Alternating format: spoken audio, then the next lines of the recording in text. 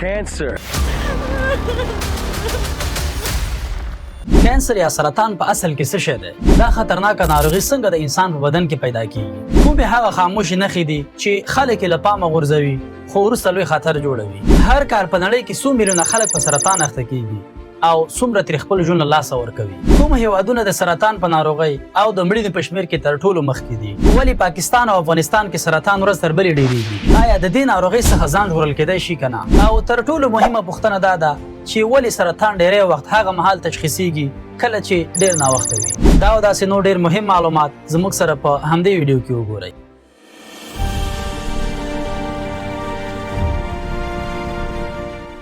السلام علیکم ورحمت الله وبرکاتو. نن غواړم له تاسو سره د یوې داسې خطرناکې ناروغۍ په اړه بشپړ معلومات شریک کړم چې د دغې ناروغۍ د نوم په اورېدلو سره د ډېرو خلکو په ذهن کې ویره، اندېښنه او ګڼې پوښتنې راپورته کیږي چې دا ناروغي نومیږي cancer یا سرطان. As the cancer diagnosis. Cancer. New cancer therapies. Cancer. From cancer. For cancer. د دې ویډیو د جوړولو لامل دا دی چې ډېری دوستانو راڅخه غوښتنه وکړه چې د سرطان په اړه یوه داسې ویډیو جوړه کړئ چې د تعلیم یافته او پوهه اشخاص ترڅنګ پرې عام خلک هم ډېر په اسانۍ سره پوه شي. ځکه د سرطان په اړه تخنیکي او طبي معلومات ډېر شته خو اکثره یې د ډاکټرانو او روغتیایي متخصصینو لپاره لیکل شوي وي. عام انسان ته بیا دا معلومات یا سخت کاري او یا پرې په سمه توګه نشي پوهېدی. همدا وجه ده چې نن به هڅه وکړو د سرطان ناروغي ډېر په ساده، روان او د هر چا د پوهېدو د وړ انداز کې وپېژنو. نو راځئ دوستانو چې تر هر څه وړاندې په یو ستر حقیقت باندې خبر شو. هغه دا چې د نړۍ وروستۍ احصایې ښایي چې په هر کال کې شاوخوا 200 لکه یا 2 کروړه او یا هم 20 میلیونه کسان په کانسر یا سرطان اخته کیږي او د دې جملې څخه نږدې 90 لکه کسان دي.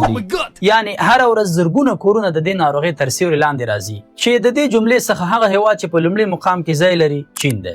د WHO او د چین د ملي کانسر یا سرطان مرکز یعنی NCC راپورونو له مخې چې په وروستیو کلونو کې په چین کې هر کال تقریبا شاوخوا 48 لکه 40,000 کسان په کانسر یا سرطان اخته شوي او 25 لکه 40,000 کسان مړه شوي. په دوهم مقام کې امریکا ده چې په 2025 کال کې 20 لکه 1,910 کسان پر کانسر یا سرطان اخته شوي او 6 لکه 8,120 کسان مړه شوي. په دریم مقام کې بیا انډیا ده. د وروستیو راپورونو له مخې چې په هند کې په یو کال کې تقریبا شاوخوا 14 لکه کسان په کانسر یا سرطان اخته کیږي او نږدې 9 لکه کسان مري. خو دلته سیستم نسبتا قوي دی او تشخیص ژر کیږي. خو که راشو پاکستان او افغانستان ته نو ویلی شو چې په پاکستان کې په یو کال کې تقریبا شاوخوا 1,15,993 کسان په سرطان یا کانسر اخته شوي او نږدې 1,18,601 کسانو خپل ژوند له لاسه ورکړی. اوس راځو هغه ځای ته چې حقیقت پکې ډېر درناک دی. افغانستان د روغتیا نړیوال سازمان د سرطان د نړیوالې ادارې د وروستیو اټکلونو له مخې په افغانستان کې په 2022 کال کې شاوخوا 4,000 د سرطان پیښې ثبت شوي او نږدې 17,000 کسانو خپل ژوند له لاسه ورکړی و چې د سینې، معدې او سږو سرطانونه د هېواد تر ټولو عام سرطانونه بلل کیږي. خو اصل ټکان ورکوونکی حقیقت دا دی دلته سرطان اکثره وخت ناوخته کشفیږي. یعنی ډېر خلک د علاج په وخت نه بلکې هغه وخت روغتون ته رسیږي چې ناروغي ډېره پرمختللې وي. او تر ټولو بد خبر دا دی چې وروستۍ ارزونې ښایي چې په افغانستان او پاکستان کې د کانسر یا سرطان ناروغي مخ پر زیاتېدو ده. همدا شمېرې موږ ته دا پیغام راکوي چې سرطان یوه داسې خطرناکه موضوع ده چې هر انسان باید پرې پوه شي. اوس اساسي پوښتنه دا ده سرطان یا کانسر په اصل کې څه شی دی؟ د دې پوښتنې د ځواب لپاره باید لومړی د خپل بدن تر ټولو کوچنی ژوندي واحد ته لاړ شو. زموږ ټول بدن له کوچنیو ژوندیو برخو څخه جوړ شوی چې حجرې یعنی سیلز ورته ویل کیږي. همدا حجرې دي چې زموږ پوستکی، وینه، هډوکي، عضلې، زړه، ځیګر، سږي او د بدن ټول غړي ترې جوړ شوي دي. یا په بل عبارت د انسان ټول وجود د میلیونونو او میلیاردونو حجرو یو حیرانوونکې مجموعه ده. خو دلته یو ډېر په زړه پورې حقیقت شته. دا حجرې تلپاتې نه دي. هره شیبه زموږ په بدن کې ځینې حجرې مري او پر ځای نوې حجرې جوړیږي. یعنی زموږ په بدن کې د ژوند او مرګ یو نه درېدونکی نظام روان دی. ځینې حجرې ډېر ژر بدلیږي لکه د وینې حجرې، د پوستکي حجرې او د هاضمې د لارې حجرې. په مقابل کې ځینې نورې حجرې لکه د عصبي سیستم او دماغ حجرې ډېر ورو ورو بدلیږي او یا تقریبا نه بدلیږي. خو په هر صورت د انسان د بدن دننه دا ستر نظام په حیرانونکې او منظمې طریقې سره روان وي. زړې حجرې له منځه ځي، نوې حجرې جوړیږي او بدن خپل توازن ساتي.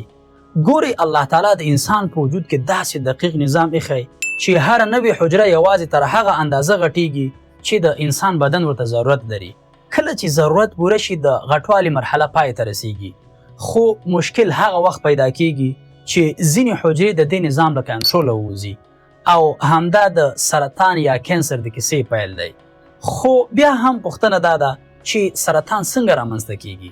لکه څنګه چې مو وویل د انسان بدن له میلیاردونو حجرو څخه جوړ شوی او هر حجره د الله تعالی له لوري ټاکل شوی منظم نظام تعقیبوي. هر حجره پوهیږي چې کله وده وکړي، کله خپله دنده ترسره کړي او کله له منځه ولاړه شي.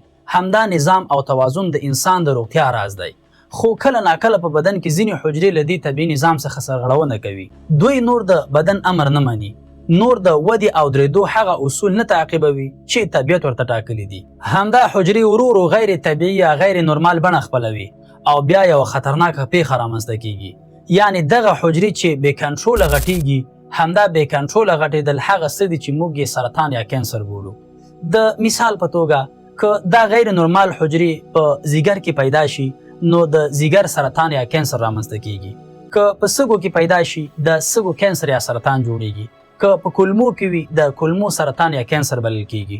او که د بدن په بل هر غړي کې وي د هماغه غړي سرطان یا کینسر بلل کیږي. یعنی کینسر یا سرطان کومه خاصه ناروغي نه ده، بلکې د بدن د هر غړي د حجرو د بې کنټروله غټېدلو نوم دی. همداراز کینسر یا سرطان له بهر نه راځي. ډېر خلک فکر کوي چې سرطان د کومې ځانګړي میکروب، جراثیم یا بهرني موجود له امله پیدا کیږي. خو حقیقت دا دی چې سرطان یا کینسر عموما د بدن د خپلو حجرو له بغاوت څخه رامنځته کیږي. یعنی د بدن همغه حجرې چې باید زموږ ساتنه وکړي یوه ورځ زموږ پر ضد درېږي. د دې لپاره چې تاسو ډېر په اسانۍ سره په دې موضوع باندې پوره پوه شئ نو زه تاسو ته یو ساده مثال بیانوم. فرض کړئ تاسو یو کور جوړ کړ. د کور ټول غړي په خوشحالۍ او آرام ژوند کوي. خو ناڅاپه د همدې کور له غړو څخه ځینې کسان سرکشه شي، خپل عادي ژوند پرېږدي او د کور د ورانولو هڅه پیل کړي. په دې حالات کې خطر له بهر نه دی راغلی بلکې د کور له دننه پیدا شوی دی. سرطان یا کینسر هم همداسې دی. د بدن خپلې حجرې له کنټروله وځي او د بدن پر ضد فعالیت پیلوي.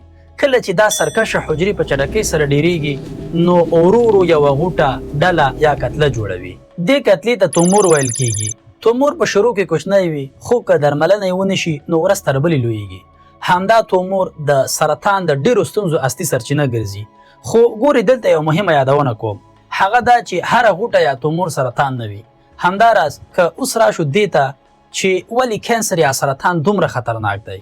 ګورئ د سرطان خطر یوازې په دې کې نه دی چې حجرې ډیریږي، بلکې اصل خطر دا دی چې دغه حجرې د بدن د طبیعي نظام اطاعت نه کوي. هغوی وده کوي، خپریږي او ورو ورو د بدن روغې برخې تر خپل فشار لاندې راولي.